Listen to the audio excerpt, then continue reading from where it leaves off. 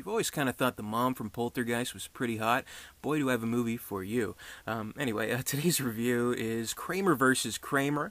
It's a 1979 picture about a broken family, about a divorce, and ultimately a custody battle where the two spouses are fighting for the custody of their child and kind of trying to reach an understanding about what would be best for their kid.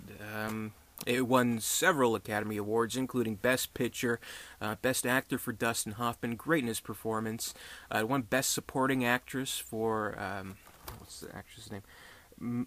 Meryl Streep.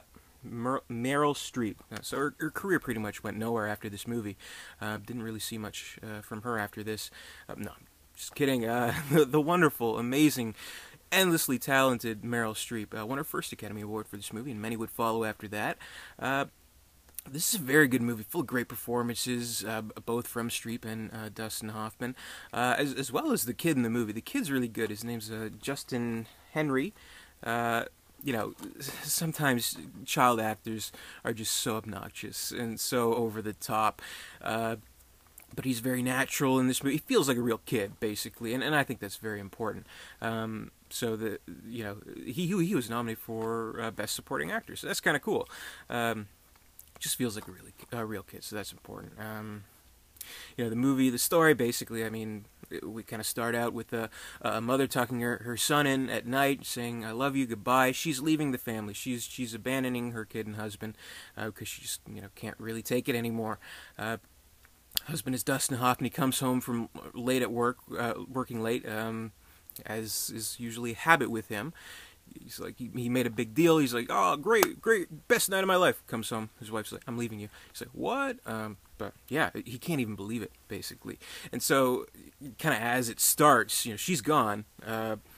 He is in denial. He's like, "Oh, she just needs some time to blow off some steam," and it's almost kind of comical. The first morning after, where he is making French toast with the kid, and he can't do it. He's like, "Oh, yeah." Then we put the bread in the coffee mug. We fold it. That's the trick. We fold it. And it's just funny, but it's reaches a point where he does realize, hey, she's not coming back, and I'm raising my kid alone now. So it does become this story about trying to balance career. He works in advertising and trying to be a single father, raise his kid, and so. It does show this story where it doesn't really pull any punches either. Like, they show some, they don't paint a picture of him where he does a really great job of it. He's flawed like any parent would be. So, I mean, that's kind of what is good about this story. It does not pull those kinds of punches where, yeah, he'll get mad at the kid. Like, he spills, the juice on important papers. He gets really mad. And, of course, there's that infamous scene in the movie where the kid is not eating his dinner, and he gets the ice cream out of the freezer, and he puts it on the table. He's opening it up. He's like, "Oh, don't you take a bite. Hey, I'm warning you. Don't take, no." And then he takes a bite of the ice cream, smacks the kid. It shows all the faults that a parent can unfortunately display when they're trying to raise a kid and trying to do the best job. But we see the progression of that and how he is able to get a hold of it. He is able to balance his career somewhat. I mean, he's always trying to struggle to get a job. The timing in this movie, kind of like when the custody battle begins, loses his job, goes nuts to find a new one, and he does it, and it's this amazing scene. Dustin Hoffman plays it so well, with this urgency, with this determination, with this just kind of cockiness too, where he has no choice. He has to get a job. He doesn't care how much. He doesn't care if it's a few days before Christmas. He has to get that job, and he does, and that's pretty amazing. They've, as he says later in the movie, they built this world together, and it's kind of it's a beautiful story between a father and son and making that work. But what gives this movie, what brings it higher in this movie, is that kind of off screen this whole time there is this other story going on, where it is this woman who's just she is in this poisonous relationship, and she felt she had no choice but to leave. She felt she was not in an emotional state to properly raise a kid, to properly make a marriage work, and it is about her seeing a therapist and trying to better herself. And she is able to do that when she finally feels she's ready. She wants to be back in her child's life when she is emotionally stable to do so. So we do, ultimately the movie is through Dustin Hoffman's character point of view, where at first we're kind of like, what nerve does this lady have coming back into his life? But then we as the audience, in the same way that the character does, comes to understand that this whole time, she wasn't happy, and it was being completely ignored.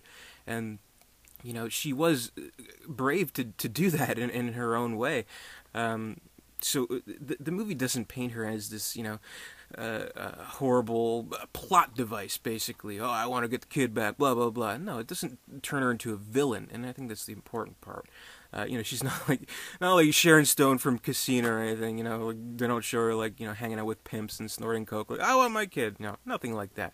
So I think that they're able to show that in that character and have us see it through Dustin Hoffman's character's point of view. I think that makes it very powerful, and it does pack the emotional punch that it does. And it ultimately leads to what is best for this kid, and I think that's the important thing. This is 1979. Divorce today is so common. Broken family is so common. Maybe back then, maybe a little bit more taboo, and so maybe a little more warranted to show it in a movie. Show that, hey, it's okay.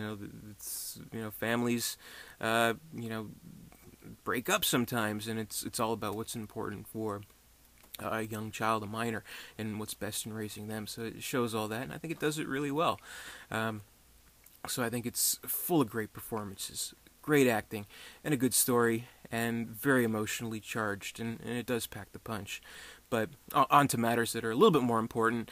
Jo Beth Williams, super naked in the movie.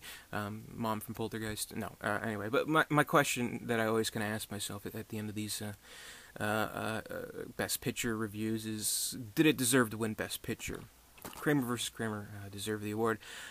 I think it's a great movie, but I would say no, only because two of my favorite movies were both nominated for Best Picture that year. Apocalypse Now and All That Jazz, two of my favorite movies of all time. So I would have rather seen either of them win. Great that Dustin Hoffman and Meryl Streep won for acting. Maybe in a perfect world, to me, Apocalypse Now would have won Best Picture, and Roy Scheider would have won Best Actor instead of Dustin Hoffman. Dustin Hoffman, he's a great actor. I mean, he's won for Rain Man as well. But what have you. And kind of one of the things notorious about Dustin Hoffman, he was always kind of critical about the Academy. I'm sure you can YouTube his acceptance speech for this movie. It was like, I refuse to believe I was in competition with these other actors, and it's a very heartfelt speech. So give that a look. Anyway, it's a great movie. Worthy of the awards it got, at least. I mean, I wouldn't say it's completely unwarranted or anything like that. It comes down to personal preference.